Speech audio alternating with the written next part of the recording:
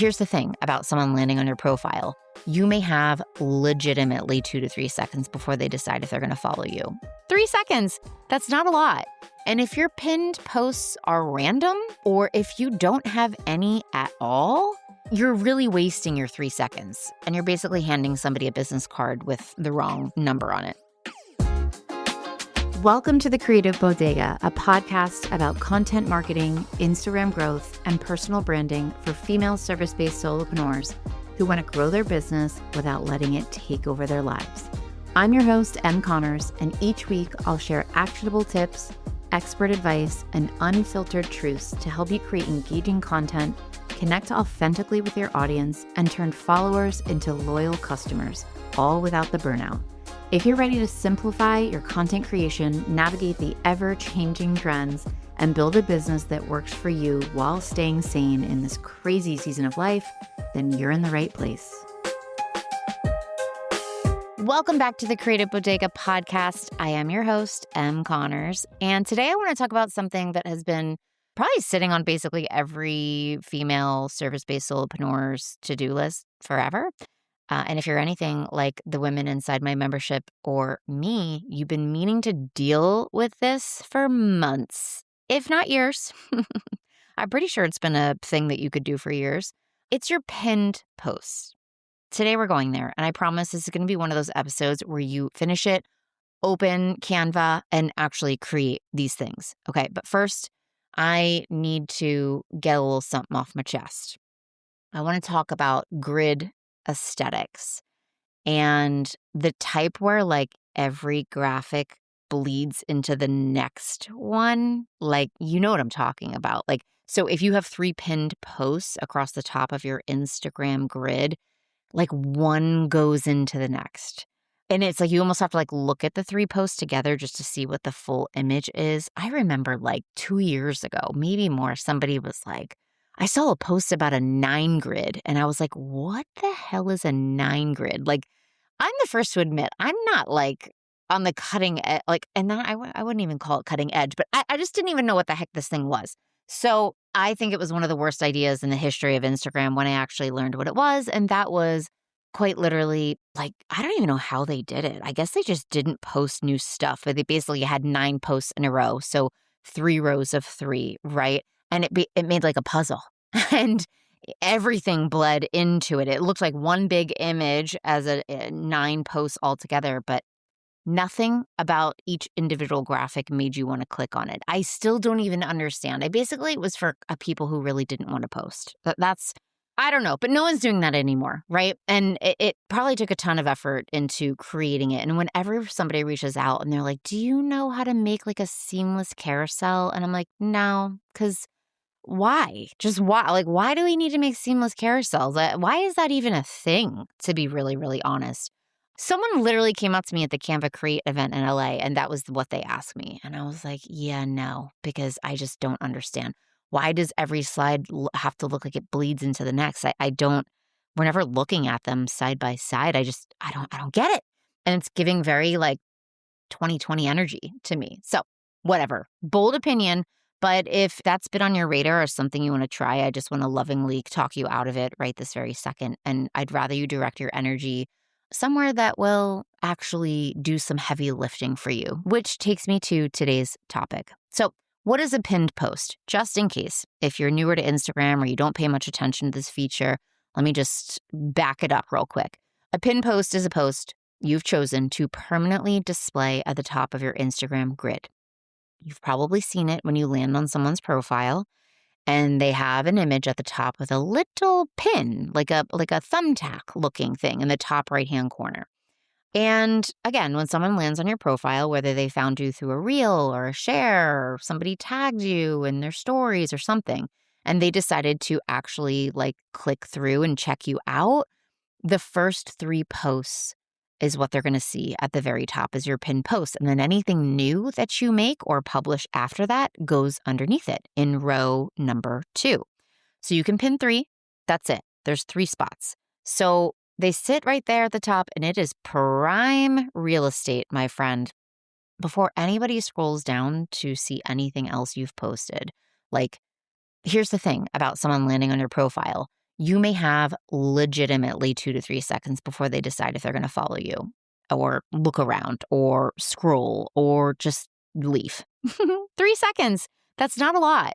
And if your pinned posts are random or if you don't have any at all, like you're really wasting your 3 seconds. Or not your 3 seconds, their 3 seconds. And you're basically handing somebody a business card with the wrong number on it. So we're going to fix that today. The real problem with most people's pin posts, and this is what I see a lot, is they're posting consistently, they're showing up, their content's actually quite good, but the pin posts are just kind of there. They actually typically choose maybe something that went viral. But just because it went viral doesn't mean that there was any true goal behind it or like it's not getting people to do anything or engage with you. It's just that the numbers are big. And so you feel like that's like flexing your content creator muscles. But they picked something that had good engagement at the time, or they chose something that looked nice, or they haven't pinned anything at all. And whatever 3 posts happen to be the most recent are just sitting there by default. They're not pinned. They just happen to be the last 3 posts. And that just is not strategic. And we are not on Instagram to play games, and we are not there for fun. So your pinned posts are not supposed to be your favorite content or your most viral moment, okay? They're supposed to answer the question that every new visitor is asking when they land on your page. Is this for me?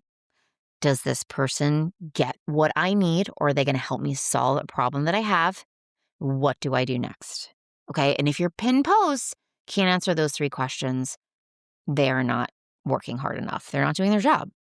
So the 3 pinned posts that every service-based solopreneur needs is exactly what I just listed. And we're actually going to go through them one by one. And this is precisely what we tackled inside the Content Coven, my membership for our April challenge.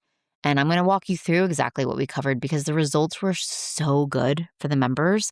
And I felt like everybody really needs this framework. So 3 posts, 3 very distinct jobs. Let's get into it. Post number 1 is your about me. Think of this as like your first digital impression, right? When somebody clicks this post, the goal is that they immediately think, yeah, I'm in the right place.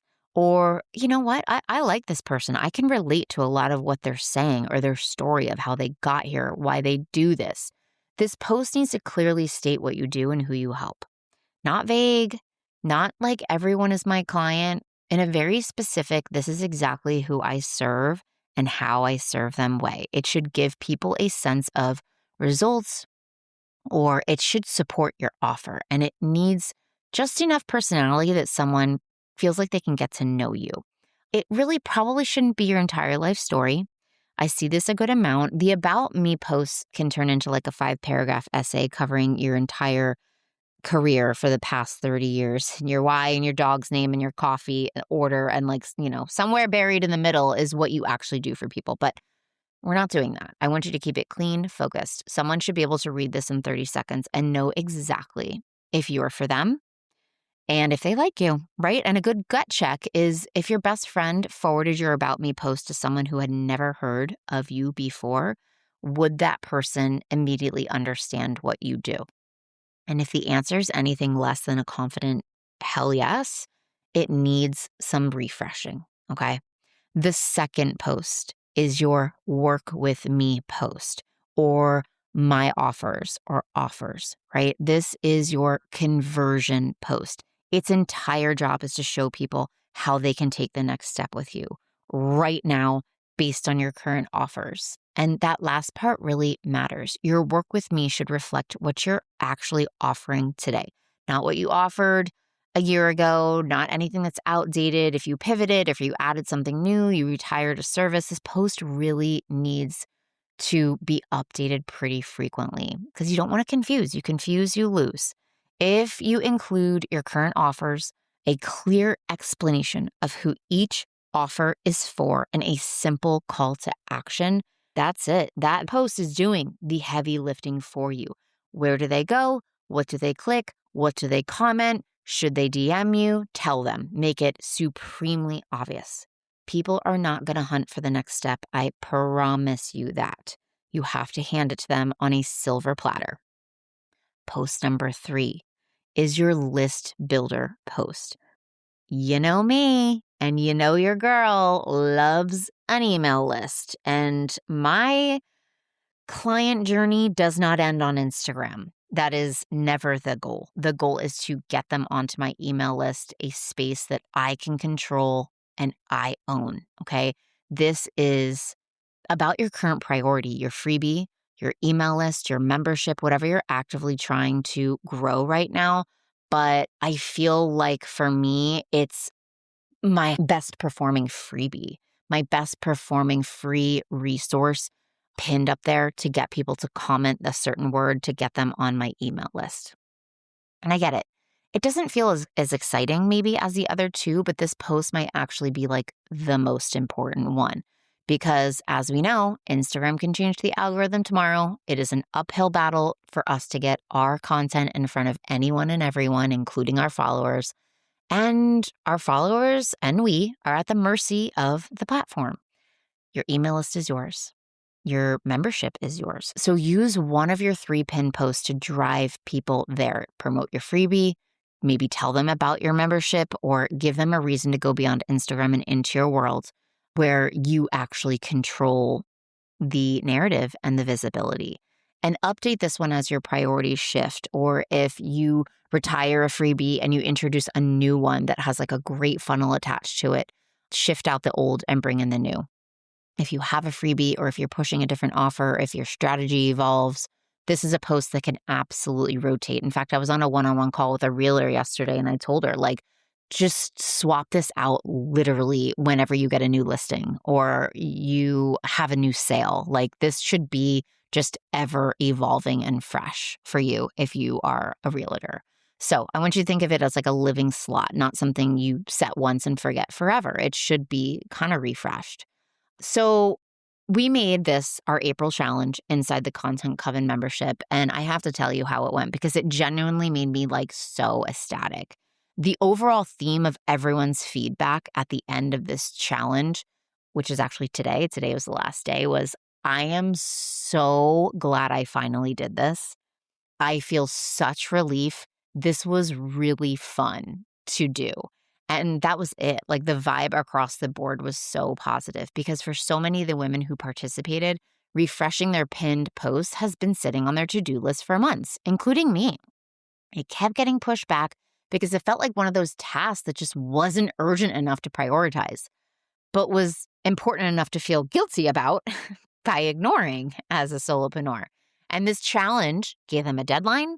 It gave them a framework to use. We gave them AI prompts to figure out what the copy should be. I provided Canva templates, of course.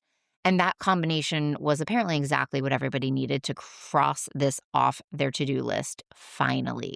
We also did what's called a Make It With Me call, where we all customized one of the templates together in real time, which everyone loves. This is one of everyone's favorite call because it takes the guesswork out of the design side completely. I'm sharing a Canva template.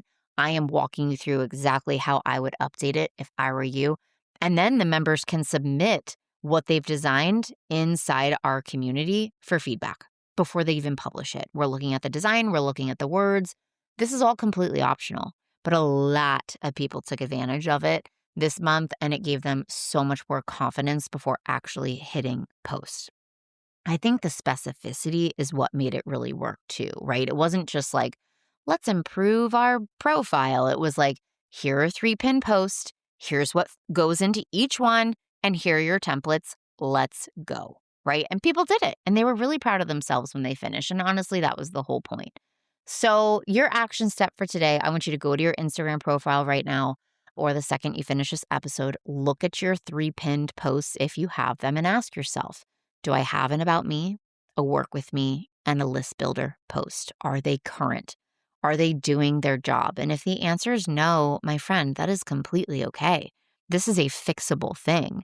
Start with whichever one feels the most urgent. If someone's landing on your Instagram profile and they have no idea who you are, start with the about me. If you have a freebie nobody seems to be finding, make that your list builder. And if you don't do all 3 today, that's perfectly fine, but just pick one and get going. So if you want the templates that we shared, if you want this challenge brief, if you want the AI prompts, if you want the Make It With Me call replay, and a community of women who genuinely cheer you on while you do it, that's what we do in the Content Coven. And here's the part I really want you to hear. If you join today, you can go back and access every single past challenge we have ever done, including this one. The templates are still there. The challenge brief is still there. The call replay is still there. You are not too late. And challenges inside the Coven are always optional. No one's grading you. No one is pressuring you, but they're there when you're ready and when you need them. And if you've been on the fence about joining, the doors are always open. You can find all the details on thecreativebodega.com or find me on Instagram at @creative_bodega. That's what I got for you today. All right, go check out those pinned posts, refresh what needs refreshing, and I'll see you on the next episode. Thanks so much for hanging out with me on the Creative Bodega podcast. If you love this episode, please be sure to share it with a fellow solopreneur who could use a little content creation inspiration. And hey, don't forget to check out the show notes for any resources I mentioned on the episode to help you create content that feels easy and actually gets you results. If you want even more Canva and content tips, head over to my website, thecreativebodega.com, or find me on Instagram under the same name. Until next time, keep creating, keep showing up, and most importantly, try and have a little fun with your content. I'll see you on the next episode.